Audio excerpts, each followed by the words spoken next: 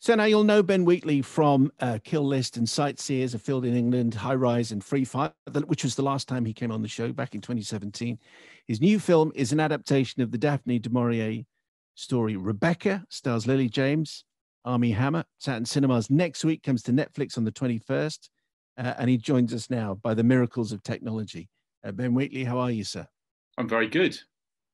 How are you doing? Yeah, well, I'm doing fine. Watched your movie last night, enjoyed it enormously. Just before we get on to Rebecca, just before the news, we were talking to Phil Clapp, Chief Executive of the UK Cinema Association. We were talking about Bond, Cineworld, Picture House, and the kind of mess that a lot of the industry is in. You're launching a movie into all of this. What do you make of the fact that so many cinemas are in so much trouble?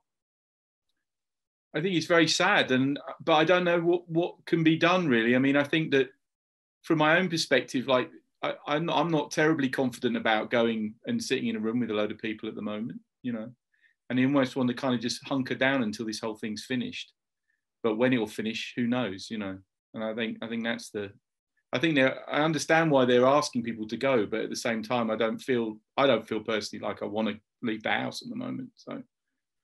Okay, well, which is interesting. If concerning and I feel the same as you. I haven't actually been back in a cinema, haven't been in one since March. But obviously, if Bond disappears for another 6 months and cinemas close, there might not be many cinemas left when movies do start coming back.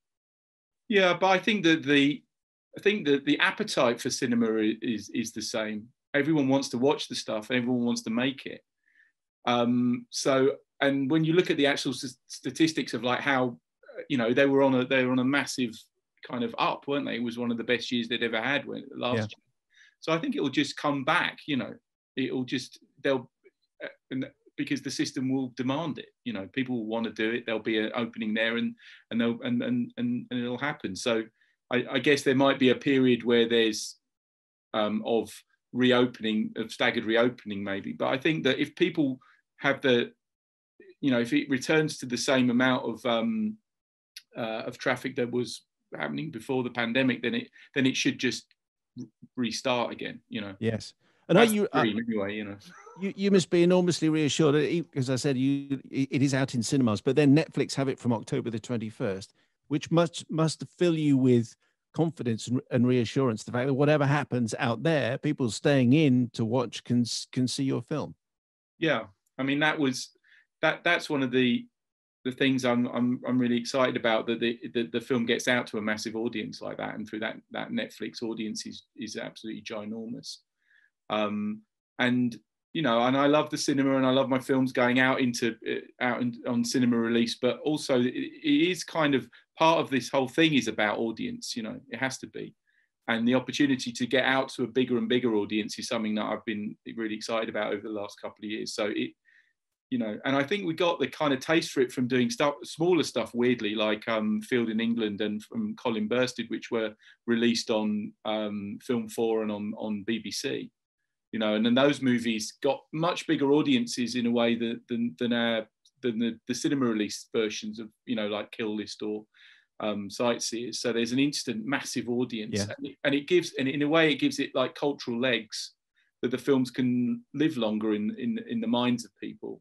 And we certainly found that with those films, that they kind of just kept going, and then they were reprogrammed back into cinema clubs, and people were talking about them years afterwards in a way that I think if it had been like a 30-screen release or a 20-screen release, it probably wouldn't have worked that way. I really enjoyed Rebecca. I thought it was terrific. I wanted to see it on a big screen. I mean, I was watching it on a small screen, which was great, and it was high def and everything. But there are many moments in this film which are sumptuous and need to be seen on widescreen. Anyway, so the people who go to the cinema, they'll get to see that. Everyone else will see it on the small screen. Just tell us how you came to be intrigued enough to go back and look at this fantastic story from Daphne du Maurier one more time. Yeah, I was working. I was at Working Title, who the production company made the film, and I was doing some development work on some other projects. And they said they'd been working on this script for quite some time, and it was a Jane Goldman script. So that immediately kind of got me interested. I had like all these thoughts in my head about, you know, I know Rebecca inside and out. I've seen the Hitchcock film, and I'd read the book, and so I started reading the script, and I found that at every turn I was all the twists and stuff worked, and I'd misremembered a lot of it, and I thought that was really interesting, and it felt to me like maybe the thing about Rebecca itself, now some people know it inside and out, but I think there's such a massive cultural shadow that it casts, that maybe that you think you know it and you don't, and that was certainly the case for me. And once I'd fallen for all those different twists, I thought, well, this is something that would make sense to bring back to a modern audience.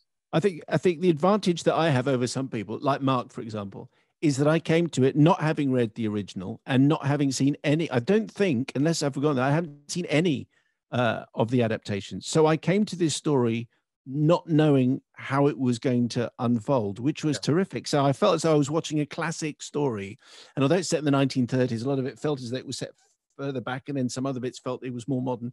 But I didn't know. So I came to this story completely new. How about that? Well, you're a rare person. That's good. You're almost the perfect viewer in a way, you know. But I think that and I think that's the thing about the book itself, is it's the DNA of thrillers. It's the blueprint almost for a lot of what we have as thriller cinema. And you can but in some ways it's really familiar, but then in other ways it's completely alien. I mean, the idea that you'd have the morality of the tale, which I can't really go into too much because it spoil it, but the way that du Maurier plays with morality is so interesting in it that you would never get away. You know, you can't imagine like a modern film being so bold as that. Yeah. Tell us about the casting. Tell us about because you've got such a terrific ensemble cast here, Ben. Just explain your processes, because we've got a younger Maxim de Winter, I think, to how most people would see it, but just explain what your thought process was here. Yeah, I mean, it's interesting that you know, Armie Hammer is who plays Maxim de Winter in the film, is the same age as Olivier was in the Hitchcock version, and I think there's a kind of this is what I'm saying about the weird perception of that of what Rebecca is that a lot of the actors in that adaptation are a lot younger than we think, you know. So I mean, the main change, I guess, is that Lily James is not as young as the character is in the book, and that had come from really just thinking, I could, you know, she can play being naive, but if I didn't feel like I wanted to watch another film about an old man and a young woman, you know. I think that had played out. There'd been enough movies like that, yeah. and I felt that the power dynamic between them could still happen without having to play that age card as well. But yeah, I mean, I'd worked with Armie before in Free Fire, so I knew him pretty well. And there's this weird thing with actors where you don't really get to know them on the first film you make with them, but then you get to meet them afterwards. And when you do press, then you'd start to become friends with people, you know, and then you've got more of an insight into it. And so we'd kind of been talking over the last couple of years back and forth. And I felt that he was a really good fit for it because there's an interesting thing about Armie, I think, is that he's kind of, he's like the last of the kind of matinee idols kind of thing, you know, and he harks back to a kind of an older Hollywood, but it also was needed, that kind of side of it was needed to sell the first third of the film, which is this romance, you know, the romance in France, and you needed to believe that they would fall in love. But I also knew he'd be able to play the rest of it. Yes, Lily I'd met through Working Title and through and we've had many conversations talking around the thing, and I just thought that there's an interesting thing with her is that she's kind of there's something very likable about Lily, and that's not really much of an epiphany, I know, but she's a kind of she has that kind of likability in it, and it was needed to kind of be able to navigate through that character, because there's moments where she's quite weak and quite nervous, and you have to manage this thing of like making sure the audience are still with her all the way through the movie, and Lily really pulled that off. I have to confess to you, Ben, that I've actually often found Kristen Scott Thomas quite scary anyway. Just in most things. So the casting of her, Mrs. Danvers, was genius. How fantastic is she in this? Yeah, she's brilliant. I mean, I think, well, Kristen is scary, you know, but also very, very sweet. Obviously, I have to say that, otherwise she'll come and menace me. But she is. But but I think it's because she's really brilliant at what she does, and B, she's worked with all these amazing directors as well. So you get this with people who've had long and illustrious and brilliant careers, you know. And you look at they just don't. They look at you and they go, well, "What are you going to say to me? You know, what can you possibly say that makes sense after I've worked with all these other people?" So I can't, you know, it took a bit of kind of back and forth, but we got on pretty well on the movie. But yeah, and it was, I think it needed someone like Kristen to pull off that the kind of multifaceted sides of Danvers, you know, because what I wanted was, I mean, I think that Danvers herself is like the kind of the heart of the movie in many ways, and she's the kind of, to me, she's kind of like the moral center of the whole thing. And it's being able to play that really stern and scary, but also vulnerable, and also how holding the secrets of the house was a very complicated role, I think. Can I ask you just briefly about the music? When you came in to talk about Free Fire, we ended up talking about John Denver for quite a lot of the conversation. But you made it very clear that you don't just drop in hits gratuitously into a soundtrack, that you actually want to put things that you really like. And there's some very striking, I mean, it's Clint Mansell doing the soundtrack, but there's some very striking folk music and a folk song that comes in. Can you just explain a bit about the music that you wanted here? Yeah, well, there's a big pentangle track in the middle of the movie. And that was kind of about the idea of, it's the part of the movie where we go from France back to Mandalay, back to the big house in Cornwall.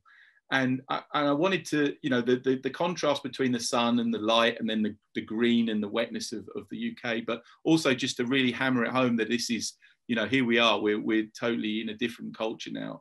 But also the idea of like Mandalay being not just a place, that it was a way of life and had massive amounts of history attached to it. And the lyrics of the song are kind of, if you listen, once you tune your ear into it, you kind of realize it's more of a warning than it is a celebration, you know, as she comes back to this house, and that it's saying maybe that there's something not quite right with this man, and that things may go awry.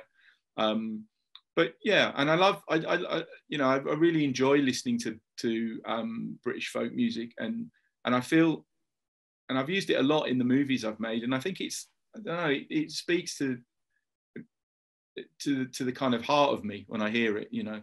And I think that there's, over time, it's been slightly maligned, folk stuff, and I think maybe because of it, the focus of folk in the 70s on television kind of put people off a little bit. But I find the more I listen to it as I get older, the more I enjoy it. Yeah. Just a final, and nice to have Pentangle in the movie. We used to talk about Pentangle quite a lot in Fairport Convention and so on. Just a final thought on Mrs. Danvers, that Free Fire was this fantastic shootout. If your version of Rebecca had ended up in a shootout, I would want Mrs. Danvers. Mrs. Danvers would win, wouldn't she? She would be the person that's left standing at the end. Definitely, yeah. I think that she may have, yeah, maybe, or maybe she'd be hiding under the van and she would drop down like Robert De Niro in Cape Fear, you know. That would have been a shock ending, wouldn't it? Yeah, I think it's very difficult to destroy Danvers, and I'm hoping for Rebecca 2, obviously, which will be Danvers' return. Imagine the characters will end up in, at the end of the movie, they're not that far away from Rick's bar in Casablanca as well. So I imagine they'd just rock over there, and then Danvers would turn up, and you know, with a shotgun. Possibly. I think she'd use a knife, though, to be honest. Oh, okay. What are you working on next, Ben? Now that you're sort of staying inside and not going to the cinema, what are you working on? Well, I've been writing quite a lot of stuff over the lockdown, and then we managed to make a movie, shoot a feature film, just as at the bottom of the horseshoe before the infection started to go up again. So I'm editing that at the moment. All right. Ben Wheatley, it's always a pleasure. Thank you so much for talking to us. Cheers, Simon. Thank you.